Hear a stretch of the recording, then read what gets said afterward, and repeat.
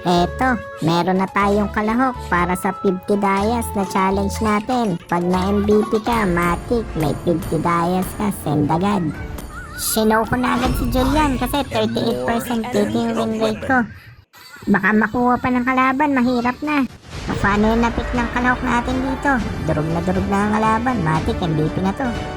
Kakastart ko lang kasi yung kalahok natin nag-left damage agad.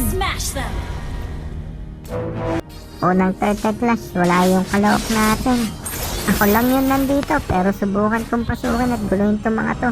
Buti nakaback up agad tong mga kampi ko at napitas ko agad yung Argus.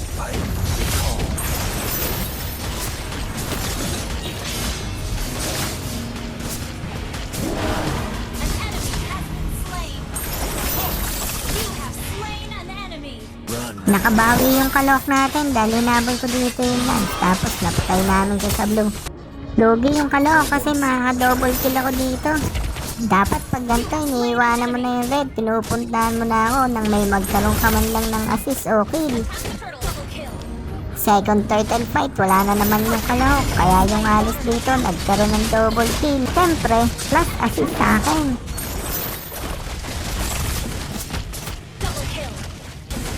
Yung kalahok pala, sayang, lag, nandudun, nagtsatsa sa gilid hanggang namatay pa. Lugi na yung kalahok, ako 4-3 na. Siya, nasa 1 pa lang. Paano kasi? Puro farm, yan, na-AFK eh. Malakas naman yan, tingnan nyo mamaya ang bawi na. Panoodin nyo yung galaw ng kalahok dito, ang lupit oh. Diyan na yan magsisimula, ang lupit ng galawan nyo.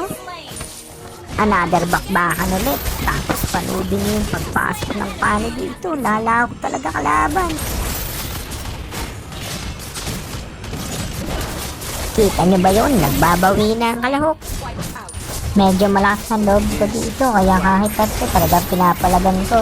Pero ang malupit dito, pagpasok ng kalahok, o panoodin niyo, inubos niya. Kita niyo, bumabawi na. Killing spree na. Another clash at another additional kill para sa kalahok. Triple kill ang ginawa niya dito.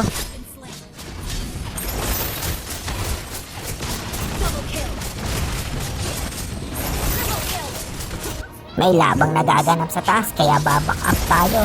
Pero yung kalahok, pinasok niya. Tapos sinubos na naman niya. Kita niyo yun, another triple kill para sa kalahok. Ito, huling clash. Legendary na yung kalahok natin. Tingin ko makukuha niya yung MVP dito. Dito sinusubukan kong matapos ang laban para maging MVP na yung kalahok natin dito.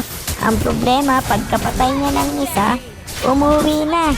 Naagawan tuloy siya ng alis dun sa natitirang dalawang kalaban. Sayang kung hindi lang sana na AFK yung kalahok natin. Sana yung MVP dito. Konti lang yung lamang ng alis oh, puro assist lang.